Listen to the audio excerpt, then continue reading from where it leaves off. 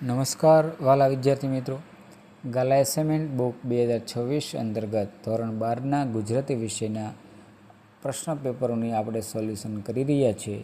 એમાં આજે પ્રશ્ન પેપર નંબર 6ના વિભાગ એનું સંપૂર્ણ સોલ્યુશન વિભાગ બીનું સંપૂર્ણ સોલ્યુશન છે મિત્રો આપણે કરવાના છીએ. તો પ્રશ્ન પેપર નંબરના વિભાગ બી અંતર્ગત જે કાંઈ પ્રશ્નો છે તેની સચોટ અને સંપૂર્ણ માહિતી આપણે આપી છીએ, અને ઘણા બધા અન્ય પેપરોની પણ માહિતી છે આપણે આપતા હોઈએ છીએ.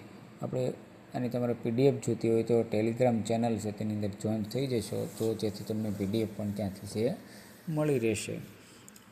હવે વધારે સમય નહીં લેતા જોઈએ ગુજરાતી વિષયના પ્રશ્ન પેપર નંબર 6નો વિભાગ બી અને તેનું સંપૂર્ણ સોલ્યુશન.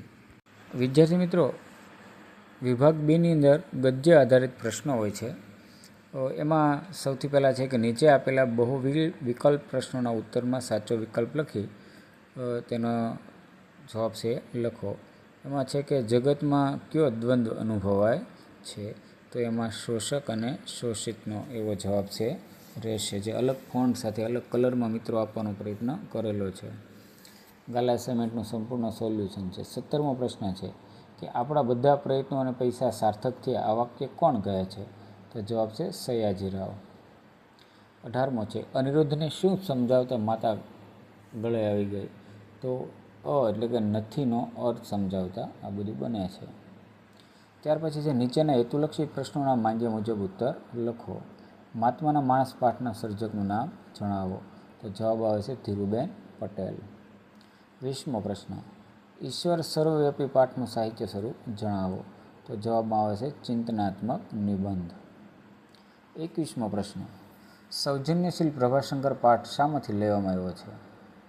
તો તેનો જવાબ છે પ્રભાશંકર પટ્ટણી વ્યક્તિ દર્શનમાંથી આ પાઠ છે લીધેલો છે. અનિરુદ્ધના મતે બિરંજ ક્યાં ઉત્પન્ન થાય છે? તો ઉત્તર છે અનિરુદ્ધના મતે બિરંજ સુવર્ણના કટોરામાં થાય છે. 23મો પ્રશ્ન છે અમરનાથ યાત્રા કયા સમયમાં સરળ પડે છે? તો મિત્રો જવાબ છે અમરનાથ યાત્રા અષાઢ કે શ્રાવણ માસમાં સરળ પડે છે. 24મો પ્રશ્ન લેખકે પ્રભાશંકરના કયા લક્ષણો દર્શાવ્યા છે? તો એનો જવાબ છે લેખકે પ્રભાશંકરના સૌજન્ય, નિષ્પૃહતા, નિર્ભિમાન અને પરહિતપરાયણતાના જેવા અનેક લક્ષણો દર્શાવ્યા છે. 25મો પ્રશ્ન છે પાઠ્યપુસ્તકમાં કયું કાવ્ય પત્નીના અવસાન નિમિત્તે રચાયેલ છે? તો તેનો જવાબ છે કે પાઠ્યપુસ્તકમાં છેલ્લું દર્શન કાવ્ય પત્નીના અવસાન નિમિત્તે રચાયેલ છે. ત્યાર પછી છે નીચેના પ્રશ્નોના 3-4 વાક્યમાં ઉત્તર લખો. કોઈ પણ 3 અને પ્રત્યેકના 2 ગુણ છે. એમાં 26મો છે ઉછીનું માંગનારની નજર કેવી છે, શા માટે? મિત્રો એનો જવાબ છે કે ઉછીનું માંગનાર ગીધ જે રીતે ગીધ તાજા મરેલા જાનવરને સૌ પહેલું ભાળે છે, એમ ઉછીનું માંગનારની નજર ગીધ જેવી છે. આડોશી પાડોશીનું ઉછીનું લેવા માટે ઉછીનું માંગનારની નજર ગીધની જેમ જુએ છે. ઘરમાં કોઈ નવી ચીજ આવે કે તરત જ એ ચીજ લેવા તરફ એમની નજર હોય છે. એ લોકો એમ માને છે કે એ વસ્તુ એમને માટે જ છે, એટલે એને આ રીતના કીધેલા છે. 27મો પ્રશ્ન પોતાનું શેષ જીવન વનમાં ગાળી યુધિષ્ઠિરને શું કરવું છે? વિદ્યાર્થી મિત્રોના જવાબ એવું છે કે પોતાનું શેષ જીવન વનમાં ગાળી યુધિષ્ઠિરને યુગોથી ઊભેલા વૃક્ષોને પૂછવું છે કે જગતમાં શાંતિ સ્થાપવાની કોઈ જડીબુટ્ટી છે? પર્વતના હૃદયનું દર્દ વહેતા ઝરણાની સાથે સંસારનું દુઃખ રડવું છે. સાગરનો વડવાનળ બુઝાવવા જતી સરિતાઓને પૂછવું કે સંસારનો દાવાનળ સમાવવા જેટલું પાણી તેમની પાસે છે કે નહીં?